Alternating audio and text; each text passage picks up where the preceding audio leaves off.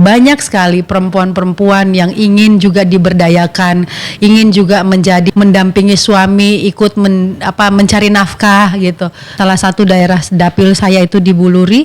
Okay. Buluri Watu Sampu itu dulu itu di situ ada namanya perempuan pemecah batu. Oh, iya. Sekarang sudah tidak ada lagi itu karena rata-rata perusahaan itu sudah pakai mesin untuk pecah batu. Bantu saya duduk supaya saya bisa bantu kalian gitu.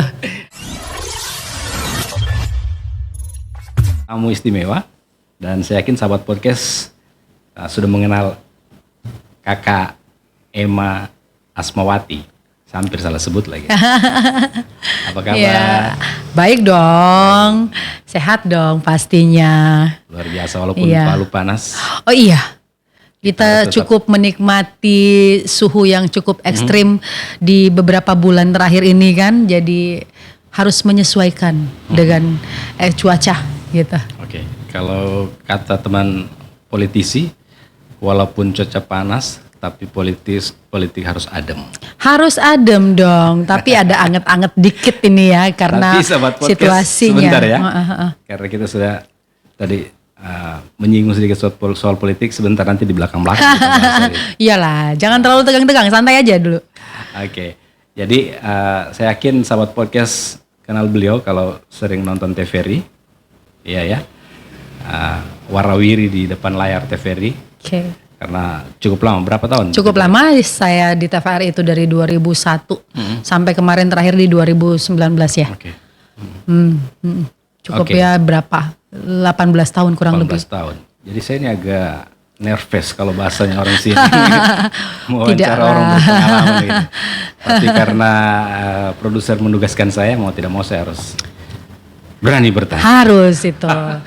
Karena kalau sebagai seorang presenter atau sudah terjun ke dunia broadcast, memang itu dihadapkan pada narasumber-narasumber dari berbagai kalangan. Jadi mau tidak mau kita harus siap. Thank you masukannya. Dapat ilmu lagi saya. Ilmu harus siap. Ya. Baik, saya akan fokus ke apa pokok pembahasan kita hari ini. Karena ini tahun politik. Dan saya panggil kakak ya? Iya, boleh. Kakak Emma ini juga politisi. Iya. Saya mencatat tadi kakak Emma ini ada di kepengurusan DPD Partai Golkar Sulawesi Tengah. Provinsi Sulawesi Tengah. Ya sebagai wakil sekretaris. Banyak sekali sebenarnya jabatan kakak Emma ini, tapi teman-teman tracking lah. Iya, Waketum DPP AMPI salah satunya juga. Kemudian di Kadin juga ya? Iya, di Kadin juga, di IWAPI juga, pernah di HIPMI juga gitu. Ya, alhamdulillah mendapat kepercayaan dari teman-teman. Ini modal untuk terjun ke politik saya kira. Iya, betul. Ada satu cerita yang saya bisa ceritakan ya tentang ketika saya terpilih menjadi Waketum DPP AMPI. Oke. Itu kan tidak semudah yang dipikirkan orang lain, tidak semudah yang dibayangkan bahwa oh iya itu bisa gampang aja. Padahal sebenarnya ketika terjadi Munas AMPI waktu itu pergantian ketua antara Tum Dito itu sekarang jadi Menpora, itu mantan ketua AMPI ke Tum Jerry Sambuaga, sekarang beliau adalah wakil Menteri Perdagangan. Nah di situ kan ada dibuatkan salah satu tim perumus lah untuk tim formatur namanya untuk nama-nama yang akan dijadikan dalam pengurus. Dan alhamdulillah saya sebagai perempuan satu-satunya dari Sulawesi Tengah, bahkan boleh dibilang ya dari Indonesia Timur ya, karena memang Sulawesi secara keseluruhan itu hanya saya. Kalau dari wilayah lain, tim formaturnya malah tidak ada yang masuk dalam jajaran kepengurusan DPP. Tapi alhamdulillah saya mendapatkan kepercayaan karena ditugaskan langsung oleh Tum Dito waktu itu memberikan kepercayaan pada saya. Emma, kamu kalau bersedia saya masukkan dalam salah satu kepengurusan di DPP AMPI. pada saat itu saya berkonsultasi pada suami, tanya bagaimana ini. Terus ada beberapa senior, diantaranya adalah Pak Arus Abdul Karim juga. Saya telepon juga Pak Muhyiddin sebagai mentor saya juga. Saya konsultasi dengan mereka bahwa saya dapat tawaran seperti ini Pak, izin Pak, bagaimana, apa yang harus saya lakukan, langkah-langkah apa yang harus saya ambil. Alhamdulillah semua senior-senior memberikan restu dan mengatakan bahwa ya udah coba aja, masuk aja di situ, kan kamu juga sudah di AMPI, kamu kan tahu bagaimana AMPI itu, ya masuk aja kalau memang ada peluang di situ. Dan alhamdulillah jadi kemarin ya di tahun 2022 di bulan apa ya, Mei kalau nggak salah, ya Agustus ya, itu dilantik langsung oleh Pak Erlangga, Ketua Umum Partai Golkar.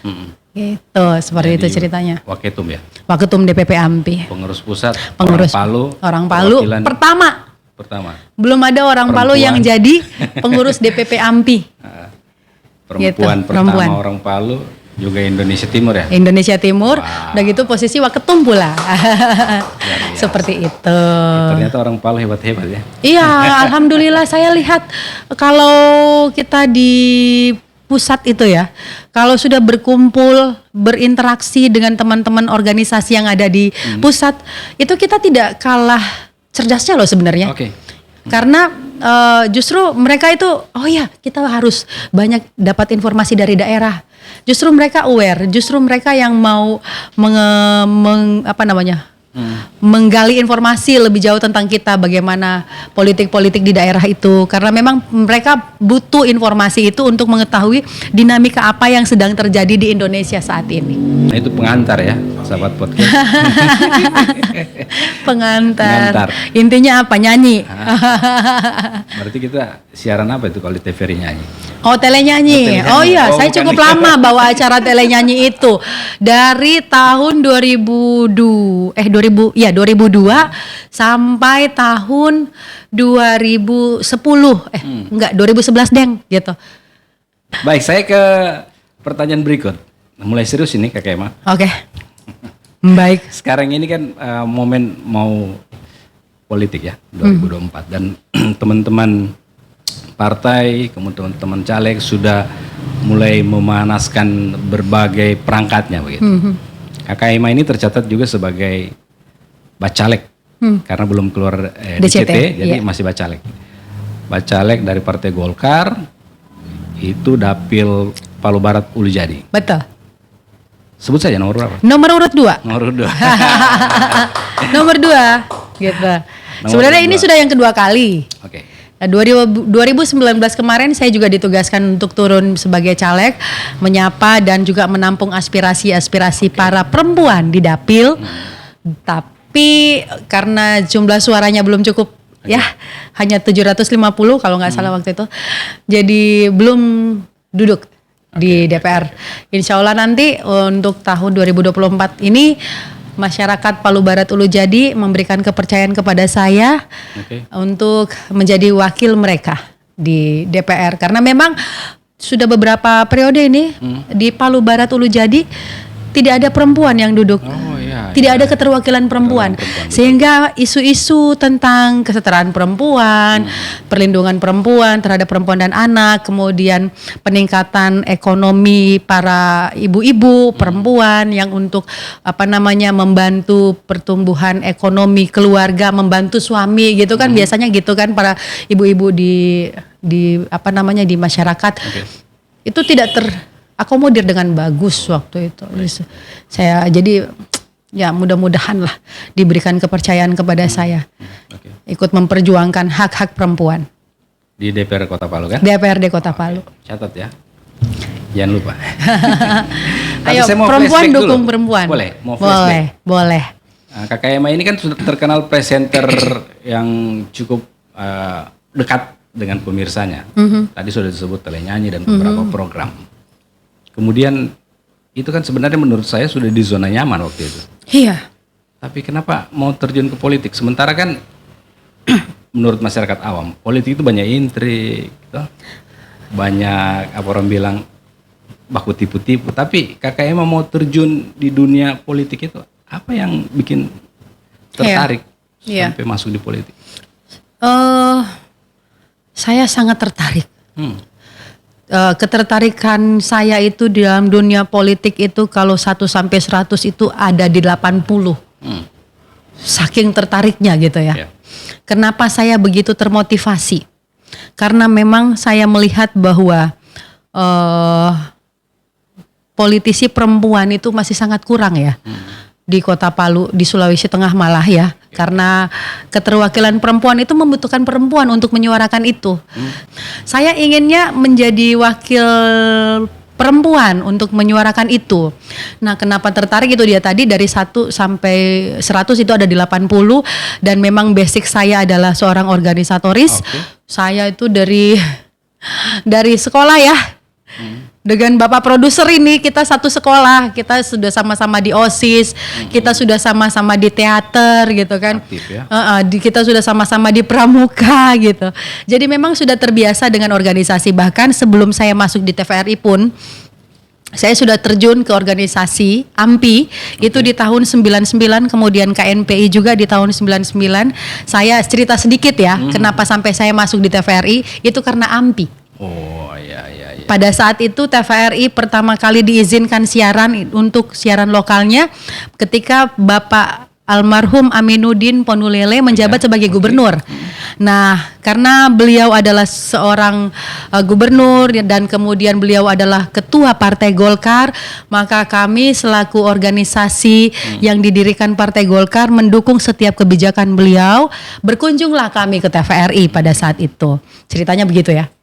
Berkunjung ke TVRI untuk sebagai tanda support kami organisasi pemuda terhadap lahirnya TVRI itu. Nah, ketika berkunjung, kepala TVRI-nya saat itu Bapak Kustomo melihat saya. Ketika melihat saya, izin sama ketua izin ya, ini anggotanya 1 saya mau tes katanya. Oh silakan tanya yang bersangkutan. Nah, ketika ditanya sama saya sih asik aja karena memang kita dari SMP ya Cin ya, produser ya. Dari SMP kita sudah MC ulang tahun, MC acara-acara sekolah gitu. Kita udah biasa MC. Nah, ketika dites baca berita di depan kamera, kameramen saat itu saya masih ingat sekali sahabat saya itu Bapak Sukarliang. Oh ya. Itu dia kameramennya dan pada saat disuruh baca berita dan melihat ke kamera, saya tidak tahu apa yang mereka bicarakan di ruang sana. Tapi setelah selesai, saya kembali lagi ke ruang tamu ketika pertama tadi kita datang. Nah di situ kepala TVRI-nya ngomong sama ketua, ini anggotanya 1, saya ambil ya jadi penyiar saya. Besok dia sudah boleh masuk kerja. Wah gitu, begitu ceritanya. Langsung deh terjun. Waktu itu, tapi sebelum kita turun sebagai penyiar, memang kita digembleng dulu sama penyiar-penyiar senior TVRI Makassar. Mereka didatangkan di Palu untuk mengajar kami kurang lebih sebulan waktu itu kalau nggak salah. Gitu. Baik sekali, sahabat podcast, sampai saya tidak mau bertanya lagi karena mendengar kisah inspiratif. Begitu ceritanya. Itu waktu itu semester berapa ya? Kuliah. Semester sudah mau kelar sebenarnya. Harusnya saya itu di tahun 2022 sudah harus sarjana S1. Tapi karena sudah keburu masuk di TVRI, kasihkan deh udah. Kan dapat ilmu juga. Iya, dapat ilmu dari situ juga, terus dapat pengalaman. Terus ketika pertama turun itu kan kita euforia banget ya waktu itu kan. Iya, kita ketemu dengan pejabat-pejabat, wawancara mereka, terus bertatap muka langsung dengan mereka, itu sesuatu yang luar biasa pada saat itu ketika pertama turun. Baik gitu. Sekali. Baik Kakak Emma, ini sekarang kan Kakak Emma sudah turun ke Dapil. Tentu kan? Tadi Kakak Emma sempat menyampaikan bahwa motivasi untuk turun ke politik itu adalah keterwakilan perempuan, karena tadi untuk bisa menjawab aspirasi masyarakat, khususnya perempuan, harusnya perempuan di situ karena ada kedekatan mungkin ya. Kalau curhat mungkin lebih ini. Iya, artinya kita lebih nyambung lah. Kalau perempuan dengan perempuan bercerita itu kan lebih enak tuh betul, masuknya. Setuju. Mereka lebih terbuka dengan kita. Gitu. Selamat turun ke Dapil ini. tentu ada banyak masukan-masukan. Banyak sekali. Banyak sekali masukan-masukan dari khususnya emak-emak. Oh iya. Keterwakilan perempuan. Kira-kira dalam turun dapil ini istilahnya, Kakak Emma menerima masukan apa yang prioritas mereka sampaikan? Kalau Kakak Emma duduk di DPR, tolong dong yang ini harus diprioritas. Apa itu? Oke, kebanyakan mereka itu lebih kepada pembinaan UMKM. Wah. Banyak sekali perempuan-perempuan yang ingin juga diberdayakan, ingin juga menjadi pembantu atau mendampingi suami, ikut mencari nafkah gitu. Banyak sekali. Apalagi memang saat ini tidak bisa kita pungkiri untuk kebutuhan hidup itu sangat lumayan sangat berasa ya dengan kenaikan harga yang sangat signifikan. Sehingga mereka inginkan adanya bantuan modal usaha UMKM, lebih ke itu sih sebenarnya mereka inginkan. Kalau hal-hal dalam dunia kesehatan kan, di dunia kesehatan untuk perempuan saya rasa dan juga tidak terlalu banyak keluhan karena sudah betul-betul terlayani dengan baik di puskesmas oleh para bidan-bidan juga di kelurahan masing-masing kan sudah ada petugas kesehatannya. Jadi untuk kesehatan tidak ada masalah. Untuk pendidikan juga sampai saat ini belum ada yang terlalu mereka keluhkan untuk masalah pendidikan karena sudah tercover ya. Sekolah-sekolah itu kan sudah di wilayah Palu Barat, Ulu Jadi sudah banyak sekali ya. Kalau di Palu Barat itu sendiri ada SMP 3, ada SMP 10, ada SMP berapa gitu. SMA juga di sana ada SMA 4, ada SMA 8 gitu. Jadi memang alhamdulillah TK juga, sekolah dasar juga banyak sekali. Baik negeri maupun swasta. Jadi kalau untuk masalah pendidikan tidak terlalu. Lebih apalagi masalah zonasi gitu ya. Zonasi pendidikan ya. Belum ada keluhan tentang itu. Yang mereka keluhkan lebih ke pembinaan UMKM. Karena memang di sana memang saya lihat Palu Barat itu berat ke bisnis UMKM. Iya, kebanyakan mereka lebih ke kuliner ya. Kuliner maupun juga ada beberapa yang butik-butik, ada beberapa yang tentang kayak salon-salon gitu-gitu. Yang penting ada aktivitas jasa lah. Ekonomi keluarga membantu suami ya. Iya, ada beberapa daerah juga yang mereka terbiasa dengan pendapatan yang setiap hari seperti di daerah salah satu daerah dapil saya itu di Buluri. Buluri Watu Sampu itu dulu itu di situ ada namanya perempuan pemecah batu. Oh iya. Iya kan, pernah dengar kan itu istilah perempuan pemecah batu.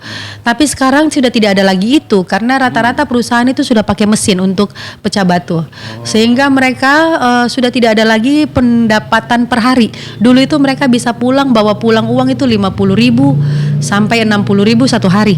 Tapi sekarang mereka tidak ada lagi itu, sehingga mereka bilang, Ibu Emma tolong bantu kami supaya kami bisa pegang uang lagi. Apa yang kami mau bikin? Saya dengar, saya tampung aspirasi mereka sehingga setiap apa yang mereka inginkan untuk saat ini baik Bu, saya bilang baik Bu, saya simpan ya, saya tampung ya, mudah-mudahan nanti ketika saya terpilih akan saya lihat apa yang ada di DPR yang bisa saya perjuangkan untuk ibu-ibu di sini gitu. Karena memang saya kan belum ada di dalam, jadi saya nggak tahu bagaimana di dalam itu kan, cuma dengar dari teman-teman yang sudah duduk bahwa ada ini, sehingga saya belum bisa menjanjikan apapun di lapangan, di masyarakat saya tidak berani berjanji. Saya bilang Bu, minta maaf, saya belum tahu ada apa di dalam. Tapi ketika saya duduk, saya tampung aspirasi ibu. Ketika saya duduk, saya coba cari jalan keluar terhadap apa yang ibu keluhkan. Mudah-mudahan saya bisa dulu saya. Bantu saya duduk supaya saya bisa bantu kalian, gitu. Iya enggak? Mantap, setuju itu. Iya. Gitu. Nah, kita sudah dikode dari produser. Saya tadinya mau lebih banyak sebenarnya berdiskusi dengan Kakak Emma Asmawati ini, tapi karena durasi juga diatur, Kakak Emma paham itu. Iya. Saya ingin sebelum closing, nah, saya ingin bertanya soal Kakak Emma pernah maju tapi belum berhasil waktu itu. Iya. Kemudian mau maju lagi. Maju lagi. Tidak tobat. Oh enggak, tidak ada kata tobat untuk melayani masyarakat. Iya, biasa. Iya dong, karena memang saya akan berusaha memberikan yang terbaik. Tadi sempat saya ingat ya apa yang dibilang tadi, bahwa kenapa mau memilih, bukannya di situ sudah nyaman, kenapa mesti keluar? Ya iya, terlalu nyaman malah menurut saya. Saking nyamannya tidak ada tantangan. Dan saya merasa gelisah ketika saya melihat di luar bahwa ada ibu-ibu yang yang turun minta-minta di jalan. Aduh, itu apa tidak ada apa jalan keluar ya? Bagaimana ya kita bikin supaya mereka tidak turun jadi peminta-minta di bawah ya? Gitu-gitu. Jadi terpanggil lah, karena memang ya terlalu nyaman. Ya karena saya juga dosen. Sampai saat ini alhamdulillah saya masih mengajar. Artinya untuk menyalurkan ilmu saya juga yang saya dapat di kampus supaya tidak basi, supaya tidak hilang dari otak saya tetap harus memakai itu. Jadi saya terima beberapa tawaran dari teman-teman untuk mengajar. Gitu. Jadi sebenarnya itu sudah sangat nyaman ya. Saya di TVRI, saya juga mengajar gitu. Apalagi sih? Kenapa sih mau repot-repot? Betul. Ya iya, karena tidak ada perempuan. Maksudnya kurang gitu. Ada tapi kurang. Ya. Gitu. Harus banyak perempuan supaya bisa. Feeling saya Vibes di politik dapat nih kalau KKM dulu. Amin ya Rabbal Alamin. Mudah-mudahan dipercaya ya sama masyarakat Palu Barat Ulu Jadi untuk jadi wakil mereka. Amin. Oke, seperti janji saya tadi, kita di penghujung dan closing statementnya KKM Asmawati untuk penonton kami dan daerah dapilnya, silakan.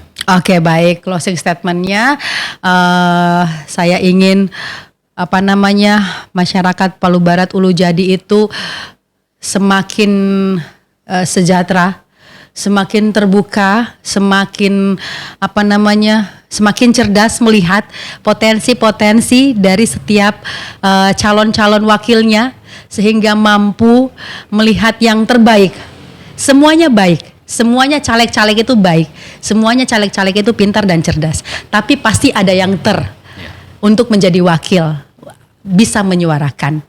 Jadi percayakan itu pada saya, bantu saya supaya saya bisa bantu Anda semua. Terima kasih. Baik sekali, terima kasih sekali KKM Asmawati atas waktunya. Terima kasih sudah diundang ke sini. Next kita akan banyak diskusi lagi. Siap. Baik, terima kasih sahabat podcast. Saya Roni Sandi pamit. Terima kasih atas kebersamaan Anda. Kita akan berjumpa lagi di podcast berikutnya bersama saya Roni Sandi di podcast Media Suara Palu dengan narasumber lain. Sampai baku dapa. Terima kasih, Masya Allah.